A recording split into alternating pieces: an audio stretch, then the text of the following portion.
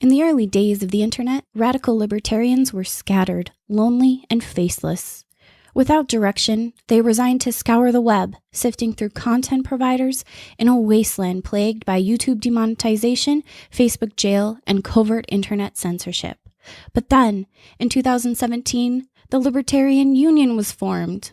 Finally, the average Joe libertarian could find a thriving community of independent podcasters and content providers, all in one convenient location. At Libertarian Union, we'll always have the latest news, interviews, discussions, and even movie reviews. With hundreds of episodes and more added all the time, you'll always find something fresh at libertarianunion.com. All right. Let's get fired up here.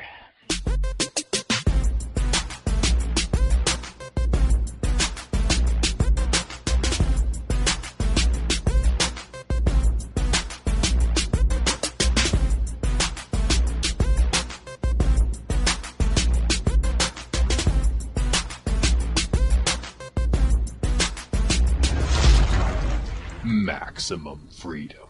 Read. Stay on target.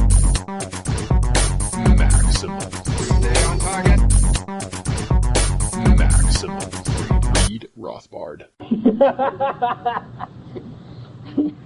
Hello and welcome to the first fully interactive Actual Anarchy podcast episode 111. And you can find the show notes and more and play along at actualanarchy.com/111. So Robert is my co-host, and Robert, I have a couple of options for you to choose from.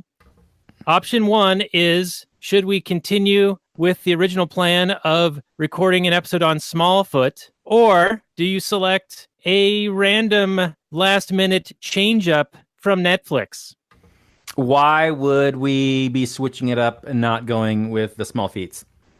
Because it's the Choose Your Own Adventure show tonight on the Actual Anarchy podcast, and hopefully we don't get sued by the Choose Your Own Adventure publishers like Netflix was. Theme. Both options sound really, really good, but I'm going to have to go with the small feat. It sounds... Sorry, you were too late in responding, and it automatically selected the random thing from Netflix, which will be coming to you shortly on the Last Nighters portion of the show. Damn it, I'm not very good at it.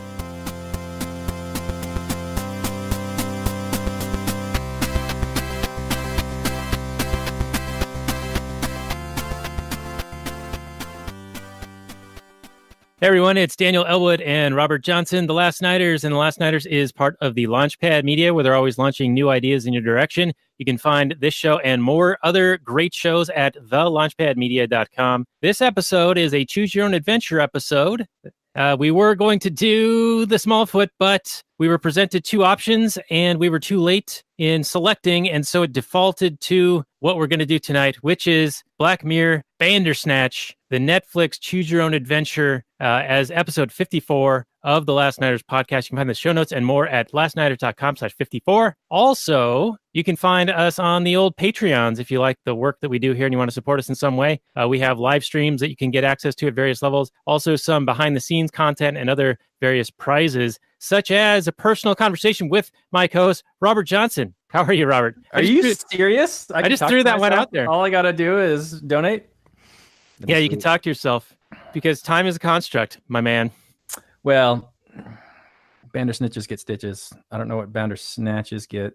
I guess we'll have to find out.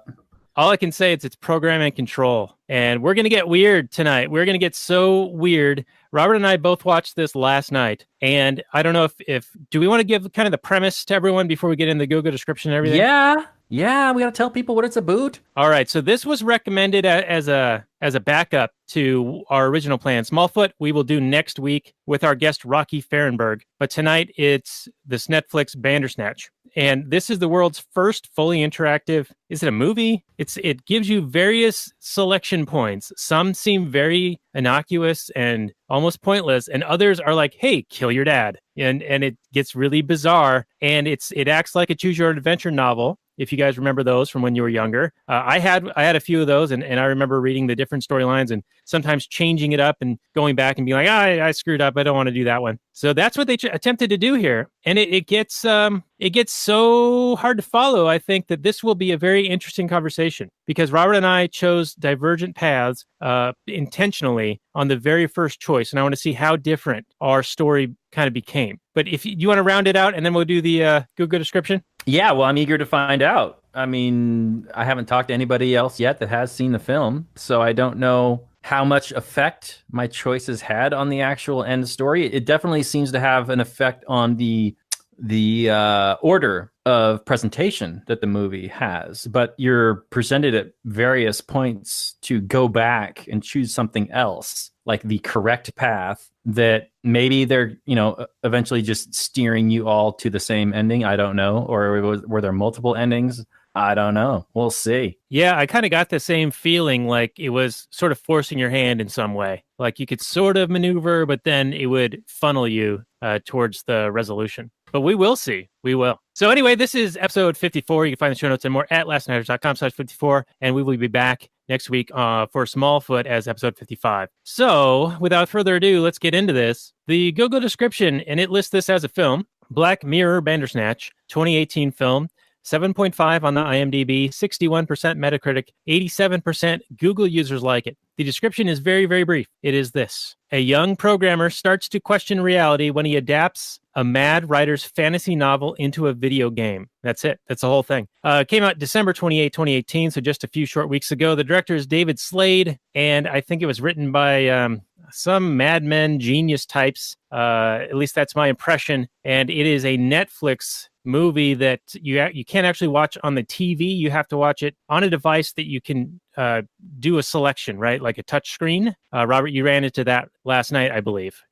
Yeah, multiple times. I was very frustrated. It wouldn't work on my phone through the Netflix app. It wouldn't work on my tablet through the Netflix app. It wouldn't work on my laptop through the Netflix app. It wouldn't work on my podcast or streaming it to the TV, to the smart TV through the Netflix app. It finally worked only after opening up a browser on the computer and watching it through that. So whatever, man. I don't know why, but that's the only thing that got to work for me. Oh, wow. See, I didn't have any of that frustration. We watched it on an iPad and it worked immediately. So that might have colored it for you a little bit versus my experience where it just worked right out of the gate. You would think, but I really enjoyed this thing. I wouldn't even know if I'd call it a movie. And I would say that it, due to its nature, it kind of suffers narratively due to the fact that, not every single path is going to create the ultimate narrative experience. But as an interactive entertainment piece, it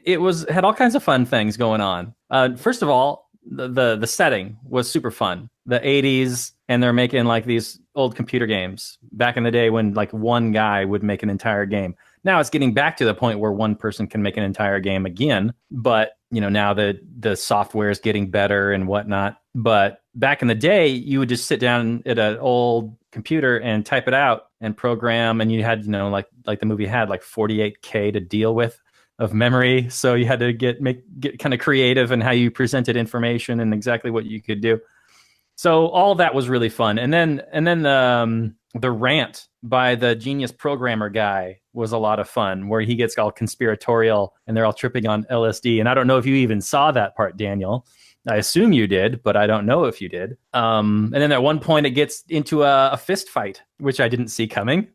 And I don't know if I could have seen more fist fights, but I only saw one. But it all turns out to be, the kind of this fun, surreal experience where they become aware, the actors become aware that they are being controlled by the person tapping on the screen in Netflix. So then there's a whole scene where he's like, I'm being controlled by somebody watching Netflix? What the hell is Netflix? This is 1984. I don't even know what that is. There's all kinds of fun stuff. So spoilers, everyone. Spoilers. Yeah, it's all spoilers all the time with us. You know how it is. Yeah, that's right. But anyway, I want to know what you did. So the very first thing I chose was Sugar Frosted Flakes. And I don't know. Then he got on a bus, and then I chose him to listen to the Thompson Twins versus like now music. All right, so let's talk about this. So you said Sugar Flakes or Sugar Puffs? I forget what the selection was. Sugar Puffs was one selection, and then Flakes was the other. But was it Corn Flakes or something like that, or Frosted Flakes? It was like some generic form of Frosted Flakes. Okay. And the only thing that I seem to notice later on in the movie, there was like a TV commercial in the background of a scene that was for Frosted Flakes. And I assume it would have been different if I had chosen the other thing. But that was the only difference that I could see from that choice. Right, yeah. So we did the Sugar Puffs. So the very first selection, well, actually the very opening where you first attempt to even watch this thing, it tries to give you instructions, and it explains that this is an interactive episode, and it says, do you understand? And I selected no, and I kept selecting no like 3 times, and then I just like started it anyway. Nice. Because I wanted to see, if there's like some kind of an Easter egg, or if it would like never let me in, or eventually acquiesce to it, or do something different. Anyway, but you're right. Yeah. I heard at one point, or at least multiple points, you could select the same thing multiple times and have something different eventually happen. I don't know if I heard somebody else talking about this, or there was also in the film at one point, the first time he talks to the therapist, she says that, yeah, you could go back to a certain thing multiple times and reveal new information. I don't know. I haven't programmed that pathway yet. You ran out of memory? Ran out of memory. The visual sprites couldn't keep up. So anyway, the first selection, we purposefully chose something different than you. So we did Sugar Puffs, you did the Flakes. And then, yeah, he does get on the bus. We selected the Now too. And then it played, is it Annie Lennox, Like Lovers Do? Was that the song that played for you? No, I got all Thompson Twins, the whole movie, which was great. Interesting. Okay. Yeah, it was pretty sweet. I enjoyed it. All right. So, and then later on, we also did see a brief blip of a Sugar Puffs commercial playing on the TV. So I think that was one of the things that made that selection later on, or made that show up later on for us. So essentially, we've got this kid who's a programmer. He's got some kind of psychological trauma he's taken pills for.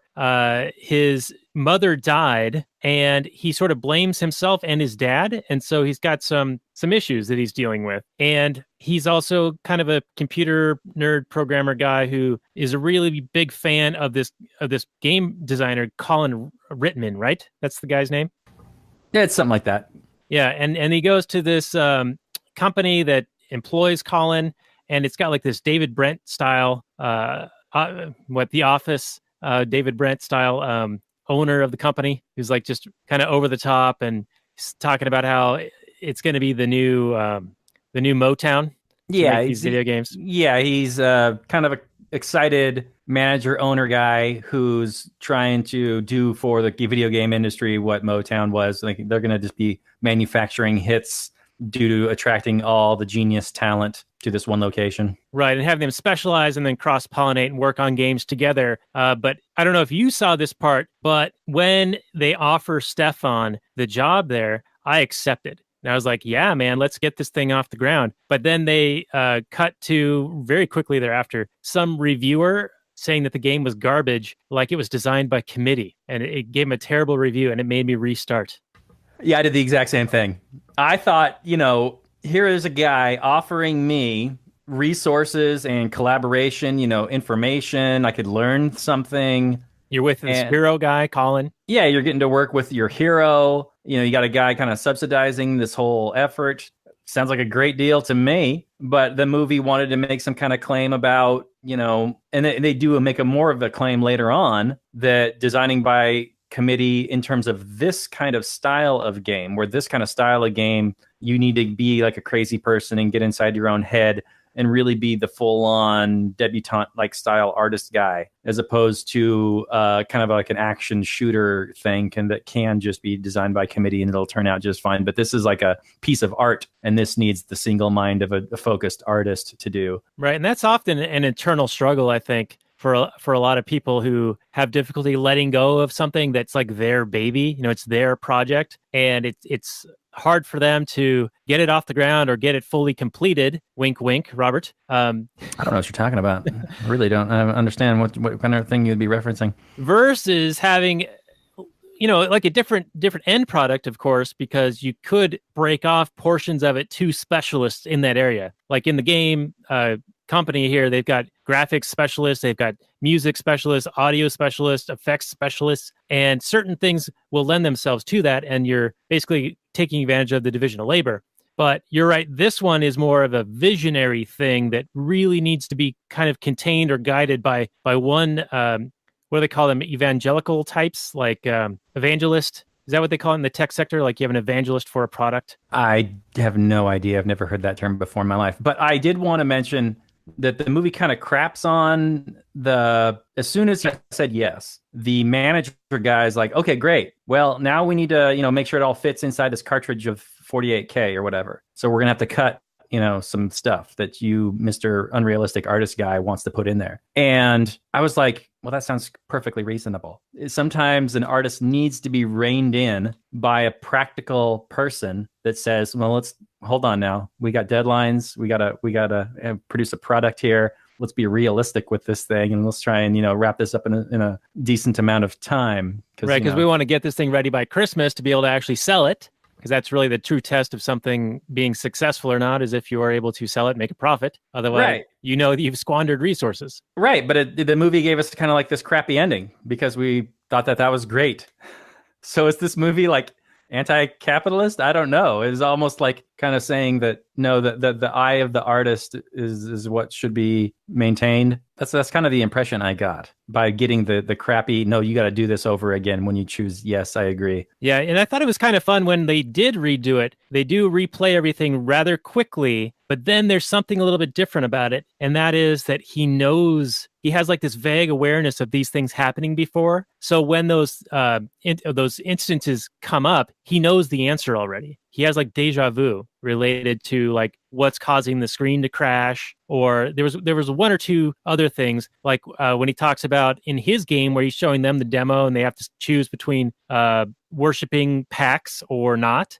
In the first time, he says what Pax the demon is, and the second time around, Colin already knows it because he also vaguely remembers from the first instance around. Did you catch that? Yeah, the two artist type guys. Now, I don't know about your experience, but that was the only real time that the movie did that. The rest of the time, they didn't. The main character didn't go, man, I'm already knowing what's going to happen. It just did it that one time for me.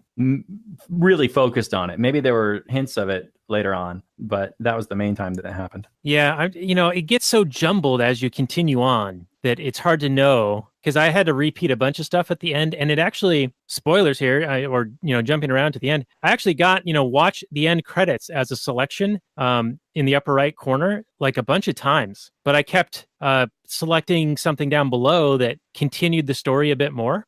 That's interesting. I never once got that. I kept going to this scene where he's opening up the safe, and depending on what I put in as the password is what was inside the safe. Mm-hmm. And finally, when I put toy in, then it opened up and he grabbed the rabbit. And then now that he was happy and he found the rabbit, he went along on the train ride with his mom. And then, he died. Is that the ending that you got, or is there a different ending? Oh, man, there's more. There's so much more. All right. Well, let's try. Well, the credits rolled. After that scene, the credits rolled. As soon as he died on the train, it cuts to him in the present, and he's sitting in the therapist's office, and he just falls over dead. And then the credits rolled. Yeah, see, I think I got more. I think I got more than that. Let's see. Where does he die? Where does he die? Was him dying triggered by the finding the rabbit? I think so, yeah. Let's see. Dies at the office. And then I get back into, it replays me the who's there. And it gives me the Netflix or Glyph option. And we go through that fun thing that we were talking about in the pre-show, where they break not only the fourth, fifth, and sixth walls, if that's even a thing, where he's aware of you interacting. Well, I mean, he plays as if he's aware of you controlling him via Netflix without knowing what Netflix is. Okay, so what was the first time? Because the first time I chose the other thing. I didn't say Netflix. I chose the other option. The crazy looking glyph thing that the the author of the Bandersnatch novel had painted when he went into madness and decapitated his wife. Yeah, it's like a little, I don't know, like a little spaceship looking thing or a house looking thing or whatever. Right, yeah. Well, so I went through that series a few times, and one of them, it actually let me choose between Pac or that symbol. Yeah, one time it was Pac or that symbol. And then at the safe, I got Pac or Pax. or toy or pack, I think. I don't remember all my choices. I remember one was Pac, and he opened it up, and there's all this information about the program of people spying on him and stuff. And then the other time was the rabbit. I don't know. When did you kill the dad? I kept trying to not kill the dad. I kept saying no to kill dad. Yeah, the first time I didn't kill the dad, but then the second time he just killed him anyway. Yeah, it took a little while for mine to kill him, I think. I said back off like 2 or 3 times, but it kept forcing the replay. And then it said pick up photo or kill dad. And then it did the mirrors let you move through time. He went in as a young man and then he came out as a boy. He sees the dad take the rabbit in his dream and wakes up. And then he says, give me a sign. It's the Netflix or glyph thing. And he says, I'm not in control. And it forces you back to kill dad or back off. I backed off again and it forced a replay. And then it gave me the selection of get rabbit from dad or kill dad. And I said, well, get rabbit from dad. And that's when I got the safe to open with toy as the password.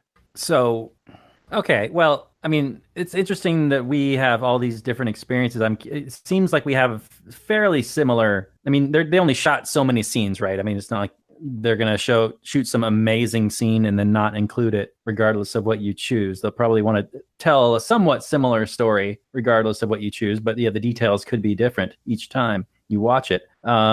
Now, the fun thing about Choose Your Own Adventures, I suppose, is the replayability. And I don't know, as much as I enjoyed this experience, and I really did, I had a smile on my face like through most of the thing, I don't know if I'd go back and watch it again. It feels like I got my experience out of it. Because by the end, I'd already seen the end so many times, and had to like restart it, that I was like, okay, well, let's just go ahead and end then. Because it didn't seem like it was telling me anything new. Like it didn't have anything more to say. Like it was an interesting kind of character piece, like kind of devolving into madness and talking about, are we really in control of our own actions, and this story about a boy being traumatized by the death of his mother. But I don't know that, like I missed some big thing. You know what I mean? Like, I feel like I got the full experience after watching it one time. Yeah, I'm going to agree. Like, this doesn't have a lot of replay like a second time. But the first time through, I was like, yeah, how long can we keep digging in? How deep can we get in this thing? Like, let's really milk the experience here. Though the one drawback that I felt was I didn't know how long it was going to be. And that was weird to me because I'm used to watching something and knowing, oh, okay, I gotta stay up for another hour, or there's 40 minutes left or something like that. But there was no indication of the length.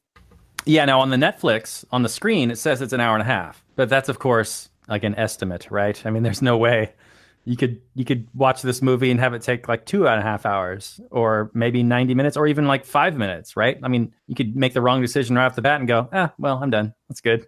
Even though it's prodding you to, no, there's more. Go ahead and restart it. But you could say, I guess that's it. Yeah, crappy game.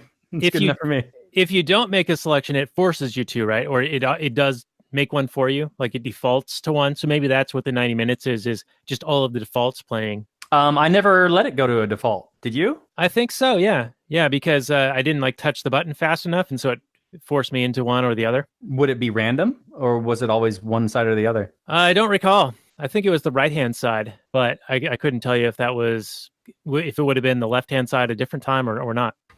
I don't know. I mean, you could get real weird and just go through this and map out the whole thing, so you'd look all crazy, like he had all of the selection trees up on his wall there. Yeah, you could be a meme, like on It's Always Sunny. Yeah. Charlie Day it up real good. And program that path. So I've already seen a bunch of memes, by the way, related to this Bandersnatch. And they're like, choose Sugar Puffs or kill your dad. And it's a tough call. Yeah, it's a tough one. But it's a really interesting thing. And you talked about, did we miss anything major? I think we both saw it, but we haven't really talked about it yet in this episode, and that is Colin's LSD trip, where he wants to open Stefan's mind because he's in a hole, right? He's trapped in a hole. And I want to know what happened here for you. But I have most of what he was saying written out here. If you don't mind, if you'll indulge me a little. You can go ahead. I just remember it being a really kind of conspiratorial, they're controlling us kind of thing. And there's all these, secrets hidden in plain sight. Like he kind of talked about Pac-Man being program and control man, and then the kind of allegory of Pac-Man living in a maze, and he tries to escape the maze, but he only pops out the other side, and the ghosts that are chasing him are just figments of his imagination. And I thought that was all really clever and really fun. And then when it turned out that he really was part of a program and control operation, or was he? Maybe that was just a hallucination or a dream. I don't know, but it was really fun. But go ahead. Well, you pretty much just said most of it, but here's what I've got written down. Time is a construct. Mirrors let you move through time. The government monitors people. They pay people to pretend to be your relatives, and they put drugs in your food, and they film you. These messages, there are messages in every game, like Pac-Man. Do you know what the PAC stands for? PAC, Program and Control. He's a program and control man. It's a metaphor. He thinks he's got free will, but really he's trapped in a maze, in a system. All he can do is consume. He's pursued by demons that are probably just in his own head. And even if he does manage to escape by slipping out one side of the maze, what happens? He comes right back in the other side. People think it's a happy game, and it's not. I've set you free. That's pretty much what I wrote down. There was a bunch more because he had like a good 3 or 4 minute little monologue there while tripping on acid. And then he goes out onto the ledge, and he's like, there are parallel paths, parallel times all happening. And so one of us is going to jump here. Yeah, and I don't know about you, but I wanted to, when it's choose your own adventure, I typically want to see the most interesting thing that's going to happen. Like, I kind of waffled between what I would do and, well, I just want to see shit go down and see what this movie's going to throw at me. So I was really tempted to kill my dad in the very beginning and go, I wonder what'll happen if he just kills his dad right now. And then I wanted to know what would happen if he just turns him down. Turns out that was the right answer at the very beginning. But here, I wanted to see what would happen if the main character died. What are you going to do to me, movie? So I had him jump, even though I thought the correct answer was, well, if you really think this is true, then you should probably prove it to me and go ahead and jump. So I first had the main character jump, and then I had the acid tripping dude jump. Because it forced you to replay, right? Yeah, as soon as I had me jump, it was just like, well, they gave me a brief recap of another review scene talking about the game, and then, restart where I choose the other guy. Right, yeah, and I chose the other guy right away because I'm like, I'm not fucking jumping. Are you kidding me? Yeah, and that was my initial reaction was, are you kidding me? If you really believe this, you should probably prove it and jump your damn self. But sometimes I just want to see shit go down. Right, and it was nasty too, right? Like when they show him jump and land, it's not good. He splats pretty good, yeah. He splats pretty good. Yeah. So this is such a weird episode because I'm not sure how to really present this because I think it's an individualized experience or a very subjective thing.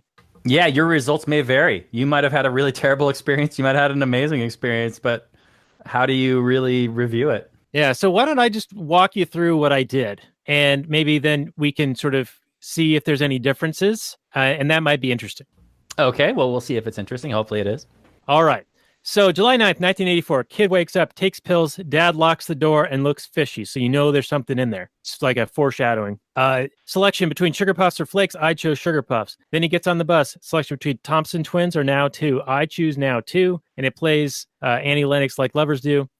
We go and meet Colin Rittman and David Brent type guy. And he talks about, he makes the famous, I haven't programmed that pathway yet when he's presenting his game. I accepted the initial job offer, and they then give you the review of saying it's designed by committee, terrible review. And so it makes me repeat, and this is where we notice that the characters are sort of aware of the things happening before. Then I refuse the job offer, and this is where Colin steps in and says, yeah, the lad's a craftsman, and this type of thing needs a bit of madness. And he'll work by himself at home to try to hit the Christmas season, and he needs to deliver the game, I think, by September 12, 1984. And then they go and talk to, I think, Dr. Haynes after that. And she says, do you want to talk about your mother? I said, no. And my wife was watching this with me, and she says, of course you'd pick no. I picked yes at that point, by the way. Well, it immediately brings it up again, and then I had to say yes. And well, that's unfortunate. Yeah. Oh, well. And this is where we learn about the lost rabbit and how dad had taken it because it's something for babies. He's like, my son is too old to have this thing. And so he hides the rabbit. And this is what causes the mom to be late and miss her train. And she says, are you coming or not? And I said, no. And then she misses the train and dies once it derails. And then Stefan blames himself for the mother's death and hates his dad for it. And the therapist then says that you can't change the past. And then he ends up going, I think, to a record store. And he can choose between Phaedra's Tangerine Dream or your Bermuda Triangle. I chose Bermuda Triangle. And then he also buys the Lives of Jerome Davies book. And he was the author of the Bandersnatch book. He's the guy who they explained earlier who had gone mad with these different selections, this choose your own adventure type style, trying to keep it all in his head, and ended up decapitating his wife and writing these weird symbols all over his house and started talking about mind control and conspiracy and things like that. And after that, I just got a series of this date and he's like working on the game, and then this date he's working on the game, and this date he's working on the game, showing the complicated pathways. And then his dad comes in and invites him for lunch. And I said no. And the dad said that he's worried about his son. He's been stuck there in weeks. And then the game glitches and it says, throw tea at computer or shout at dad. And I dumped the tea on the computer and it ended this thing for me and had to restart it. So it forced me to shout at dad. Well, this is kind of a bummer. I mean, I chose Phaedra and then I immediately chose shout at dad. But because I didn't want, if you destroy the computer, he's not going to be able to finish the game in time. So that's unfortunate that it just gives you like an ending right away. It really kind of, instead of giving you this branching narrative, it's giving you this right or wrong answer. It's kind of unfortunate. But I guess that's how a lot of choose your own adventures work, I suppose. Yeah, and I actually did it 3 times. I wrote it down, selected twice. It forced the selection. Third time's a charm, and nope, didn't work. False choice. So it really is like that false dichotomy it's giving you here. It's giving the illusion of choice here. And so I said, fine, I'll fucking shout at dad. And he says, Dad, fuck off. And then they go to lunch, which is actually dad lies to him and is bringing him to see Dr. Haynes. But then he sees Colin up the street outside of the clinic. And so it says, would you like to follow Colin or go see Dr. Haynes? And I chose follow Colin. And that's where we get into you're lost, you're in a hole, you're in a fight within your own head. And he takes him up to his house and meets the wife and kid, gets him high, and then gives him LSD. And I said yes to take that. And that's where we get in the time as a construct situation. And Colin, I had him jump, and he makes a big splat. Wow. So I picked visit Dr. Haynes instead of follow Colin the first time. But later on, they forced me to follow Colin. And then I got the acid thing and all that. But that was much later. So in between, when I said visit Dr. Haynes, he's in there sitting there with Dr. Haynes and he's like nervous. And so I got the option to like bite your nails or whatever. And I picked bite your nails, and he goes to like bite his fingernails or his entire fingers. Then he like stops and controls himself. And then she gives him some pills, and then he's at home and you get a choice to either take the pills or flush the pills. And I said, flush the pills. And then he's sitting at the computer, and then he's frustrated again. And the option was like to hit the desk or do something else. And I said, hit the desk. And then there's just a whole bunch of stuff inside his room. I forget who he was talking to, but did you get the scene where he's talking about if you're just a puppet, and you don't have free will, so why not commit murder anyway? Maybe he's just hallucinating it with the writer of the book or like a demon or something. That was, I think, some lady on a TV talking. Okay. Because I got that at that point. Yeah, and she was saying things like, if you're not in control, you might as well just commit murder. Right. Which is ridiculous. I mean, just because you're not in control, that doesn't mean you should go out and kill people. No, yeah, I think that would be bad. I still think it's bad, even if it's not your fault. You still probably shouldn't go around just murdering people. So after you were forced to go back and have Colin jump, did it then take you to Dr. Haynes and he's talking to her about vivid dreams and weird things like he's not in control? Because that's what happened to me after Colin jumped. And he's telling her it's like someone's making decisions for me, like what to have for breakfast, what to listen to, whether to shout at my dad. Yeah, see, in between, after he jumps, he goes back home and Colin's now dead, and I get the option to pick up the family photo. And then when he picks up the photo, he's looking at that. Then he's talking to the computer, and I pick the Netflix, and then he has the whole thing where he's talking about, what's Netflix and that sort of thing. And then he goes to his therapist again, and he tries to explain to her that he's being controlled by this entertainment program from the future. And she's like, well, let's see if that's true or not. Right, because this is boring. Like, why would anyone be entertained by this? Right, exactly. Okay, so you got the exact same scene? Yeah. Well, I thought she was talking about our show, but she was talking about the movie. And it says, do you want to add some action to this? And it says, you can select yes or fuck yeah. I picked fuck yeah. Yeah, me too. Me too. Okay. I wonder what would happen if we'd selected yes, because it ends up being he throws a tea in her face and starts knocking shit down, and then gets into a fight with her, and it says leap through the window or fight her. And I said to fight her. Me too. And then they had a kung fu fight. And then his dad breaks into the room and they get into a kung fu fight. And then it was like, kick him in the balls or give him a karate chop. And I said, kick him in the balls. Oh, I said karate chop. All right. So another difference, another divergence here. But that still led to the end of the movie for me right there. Yeah. So right after that, I did the karate chop, and then it gave me the programming control. And I believe that was the only option. And then it opens up the safe, or the bottom of the cabinet. You see the paperwork, the files about the programming control study. There's a dossier on his life. There's recordings of his sessions with Dr. Haynes. There's video of him in a staged, like a set, which is resembling his bedroom, and the whole rabbit missing and his mother. And as if it was a totally concocted thing that they were, I guess when he was younger, they would have been experimenting on him to make him believe that was really happening, to maybe see what the effects of feeling the guilt of a parent's death would have on a child. Right. So like either his mom isn't dead, or is like some actor or something like that. Right. Because did you also see the dad drugging his little treats, his little cookies? I don't remember that. No. And then blindfolding the son? Was this during a flashback? Yeah, this is when the programming control kind of thing is like sort of explaining what happened to him when he was younger. Okay. Well, I remember that bit, but maybe I missed that part exactly. Yeah, and then the dad finds him in the room there in present time, 1984 time, and says, you weren't supposed to know. And then it shows him killing his dad in his dream, but then waking up. And then he gets into this, give me a sign. And it gives me on the screen a selection between PACS or Glyph. And later on, that same selection screen is Netflix or the Glyph. Yeah, I picked PAX, and then later on there was a port where I had to put in a code. Right. Yeah. So I did that, but I don't know. It doesn't sound like I missed anything. Sounds like just the story was a little bit different in order. Slightly different order. Did you have him calling Dr. Haynes? Well, yeah, that was what the number was for, right? That was calling the office and talking to the secretary, and she's like, yeah, she's out of town. And Stefan says, well, I killed my dad, and I'm going to kill her next.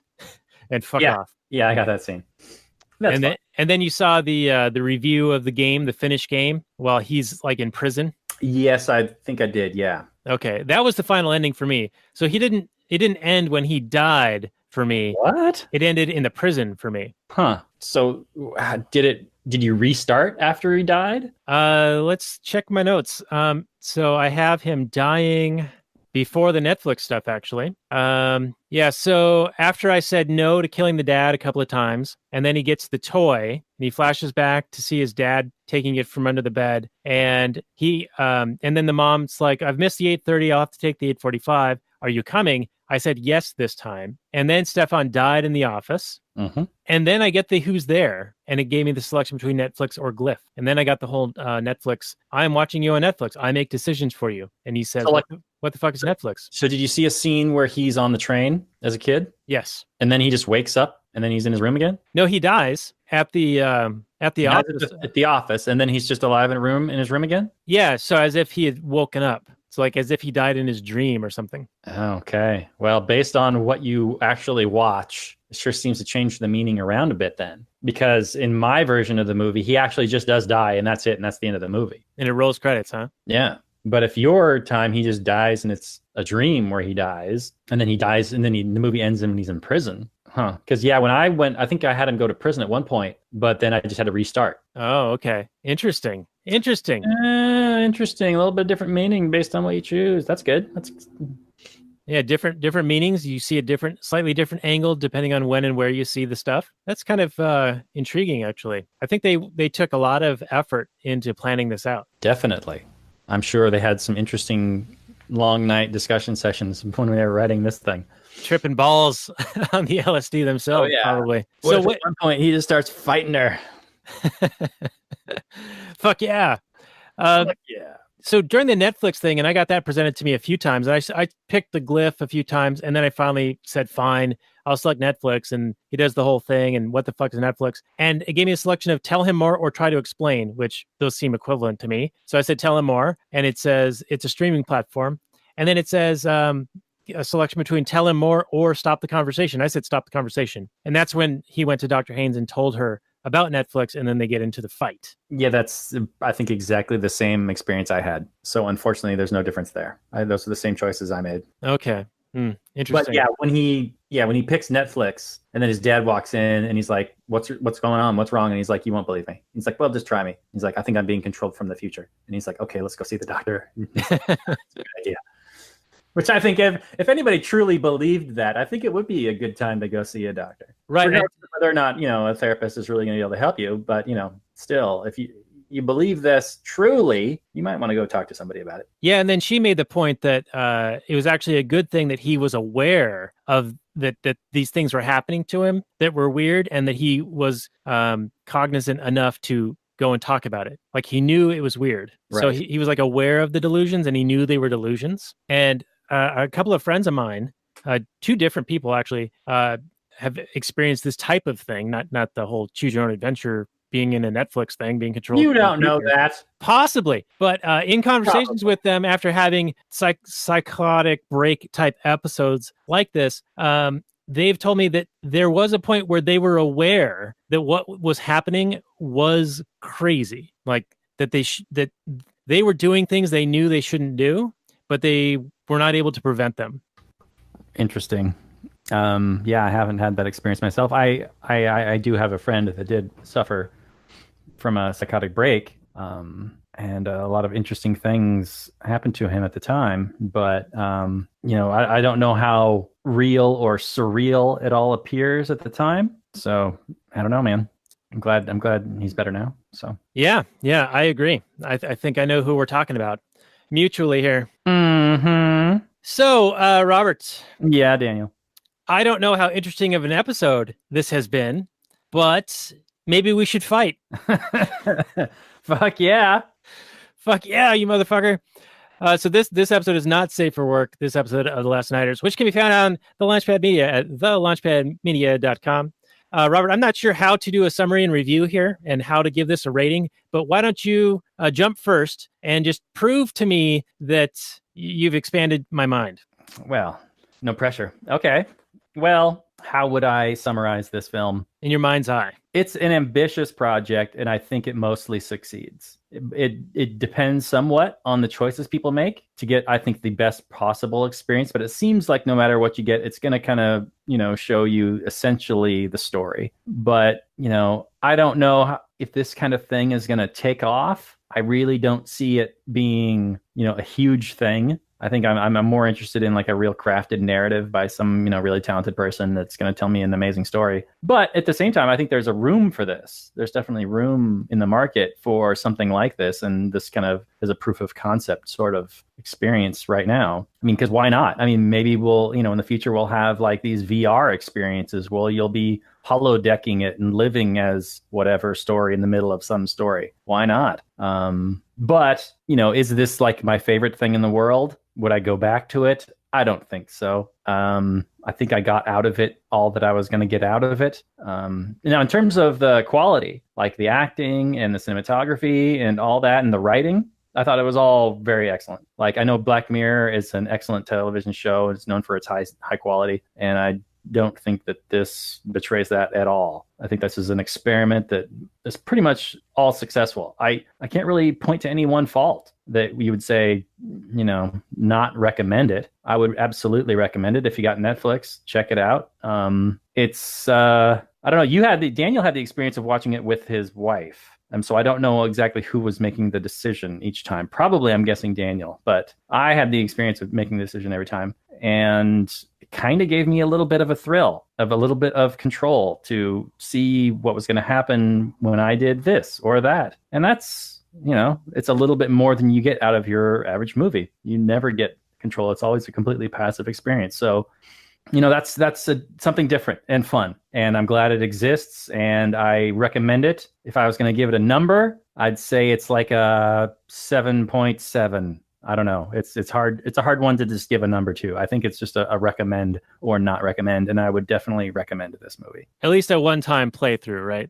Not a lot of replayability, even Not though for me. Maybe for somebody would be like totally into it and want to see every single little last thing. every little rabbit trail. Yeah. I think I got the gist of it, and maybe someday in the future somebody will make some magnum opus that's like 10 hours long with like a million different choose your own plot point, splits. But man, that would be an amazing time sink. I mean, I don't know from an economy standpoint if you want to be a director where you film, 75% of your film isn't going to be seen. You know what I mean? Like you're just going to go through it. And anyway, go for it, Daniel. Give me your take. All right. Well, despite all my rage, I am just a rat in a cage, which I think is the whole point, the whole metaphor of this presentation, this movie. And that's what the Pac-Man is all about. And that's like the story within the story telling you that you are controlling this guy and he has the illusion of choice, just like you sort of have the illusion of choice in making some of the selections, because in many instances, it forces you back and it funnels you into where it wants you to go, but it still gives you like a slightly different pathway to get there. And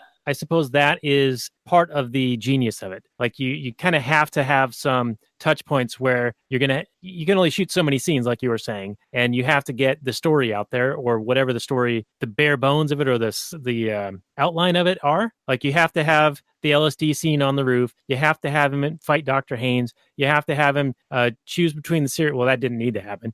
And you've got to have him like kill his dad at the end.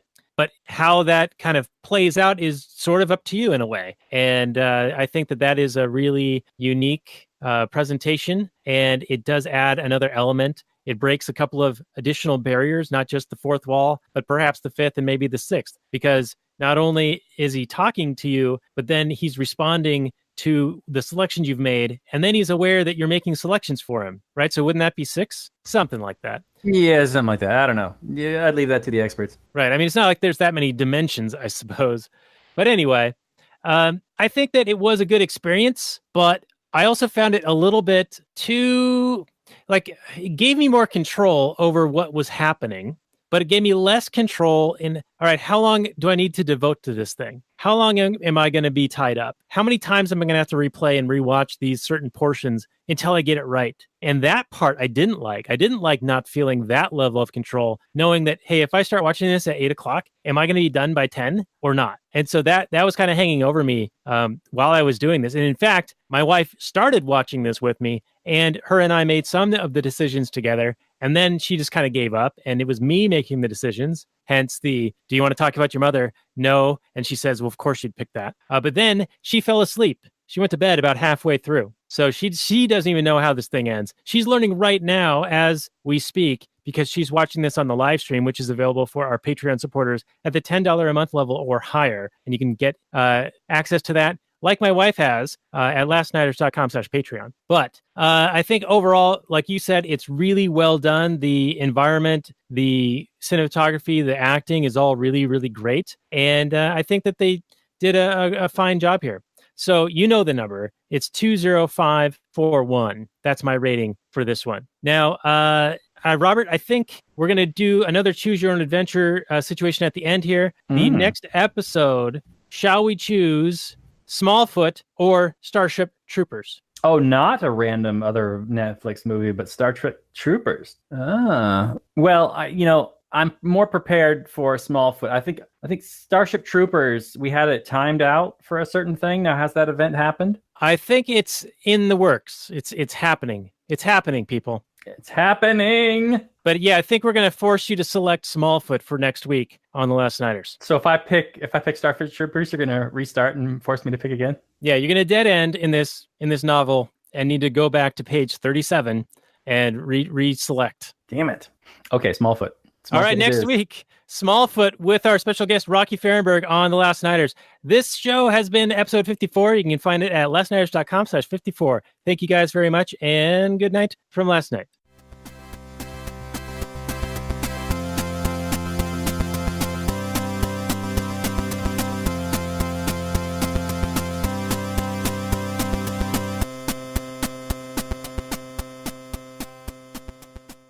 All right, we're back with the Actual Anarchy audience for a few more minutes. Robert only has a little bit of time left, so I don't know if we're going to do some of that Kathleen Turner overdrive or not, but this topic I wanted to bring up to you Okay. on this portion of the show. Uh-huh. In searching the Google Yes. description, I see the top stories related to this 4 hours ago, 6 hours ago, 22 minutes ago. To this movie. Oh, this topic? This Bandersnatch. Okay, go ahead. Netflix sued by Choose Your Own Adventure publishers over Black Mirror Bandersnatch.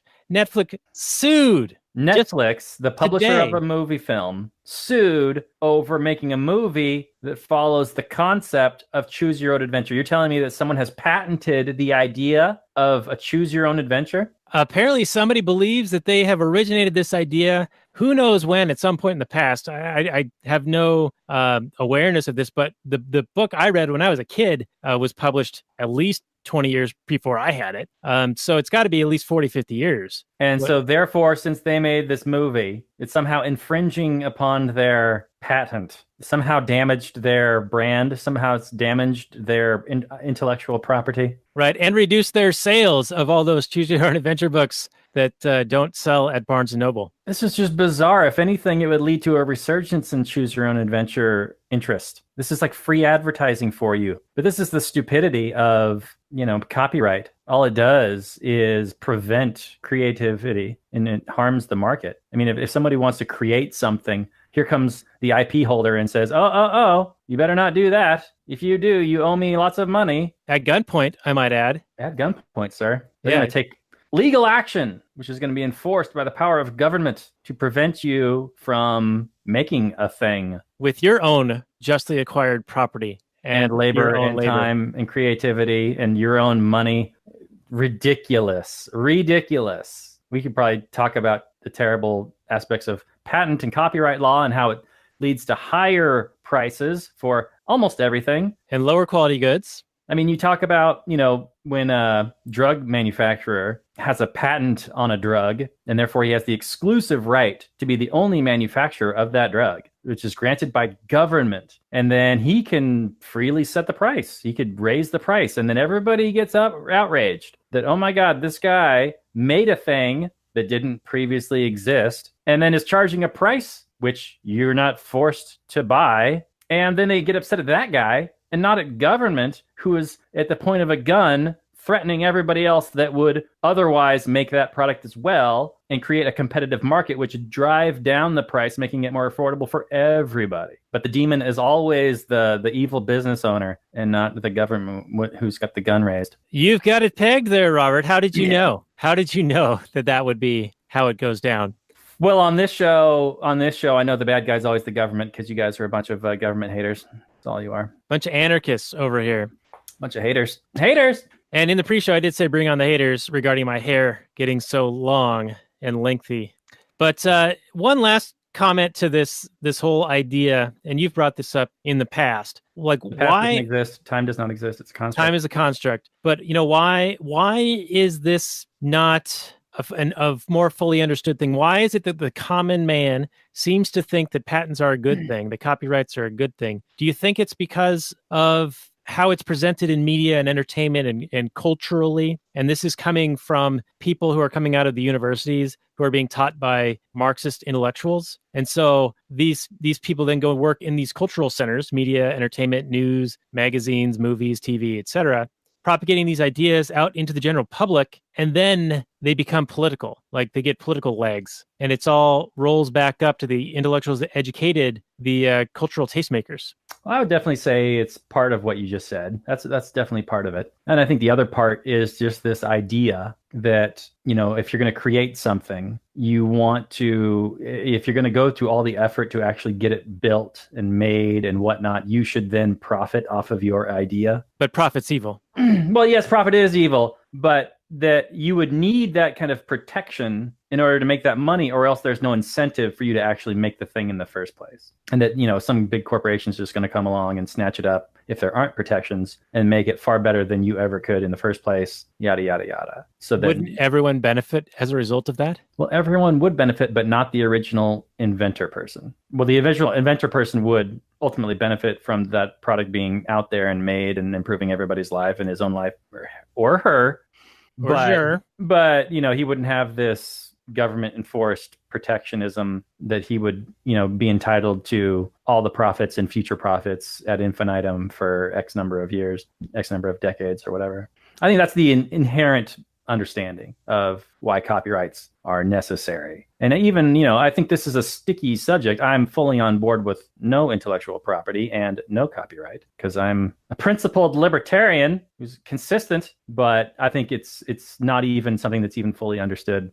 It's not something you always devote a lot of thought to, especially in your everyday life, or even libertarians who are obsessed with this stuff even really thinks about every little last thing. I mean, there's a million different things to think about.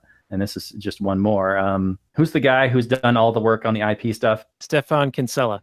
That's the dude. He wrote a book about it, and it's probably worth reading, although I have not read it. Right, yeah. I believe his is Against Intellectual Property, and we'll put that on the show notes page. And then there's also a more empirical book by Boldrin and Levine, and it is called Against Intellectual Monopoly. And they aren't principled libertarians or Austrian economists, but they do look through the historical examples and try to present the counterfactuals or compare what was going on in the industry before patents and copyrights were really taking place within that industry and what were the results afterward, and seeing if there's a change in the trajectory of innovation and pricing and all of these things. And it's pretty interesting because the empirical data often supports our principled position that enforcing the copyrights and the patents actually harms the overall quality and price level of the items in question. And it just makes, logical sense. So if you were going to create a thing, but somebody else owns the copyright on that, clearly you're not going to be able to then create that or make that thing. So that you're not going to be able to compete in the market making that same thing. So then therefore that original manufacturer is going to have that virtual monopoly on making the thing. And you know what happens when you have a monopoly? You don't have competition, which is going to drive down prices and improve quality. So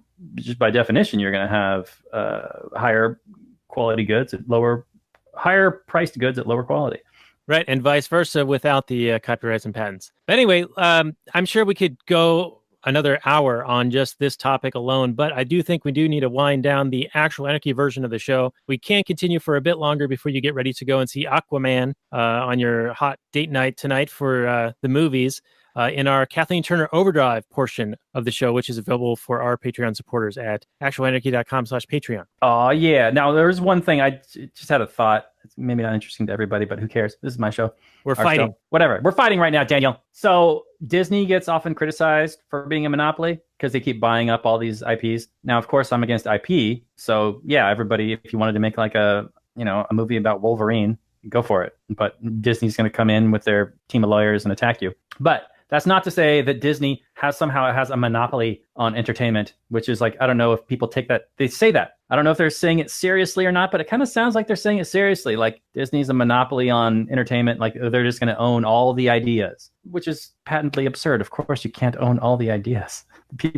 In order to do that, you have to have people stop thinking. People are always going to come up with new ideas. Yeah, they're going to own a monopoly on certain characters, which is, of course, immoral, but it's not a monopoly. Anyway. Yeah, nice wordplay in there with patently. So good. All right. Well, this has been episode 111 of the show, and it's been Black Mirror Bandersnatch. I hope this was good. I didn't know what we were going to do on this one, so we'll be back with something a little bit more structured, a little bit less Christopher Nolan-esque in Smallfoot next week with Rocky Fahrenberg. So thank you guys very much. We appreciate all the support. Give us some subscribes on the old YouTube, some likes on the Facebooks, some comments, some feedback if you want to be a guest on the show, or if you want to tell us where we were wrong. Oh, by the way, I was wrong. Last week on our Death Wish episode, I attributed the abortion reducing crime argument to Malcolm Gladwell. I was incorrect. It was presented in Freakonomics, that book. And I don't recall the guy's name. But minor correction there, and we will be back next week with Smallfoot. So good night, everybody.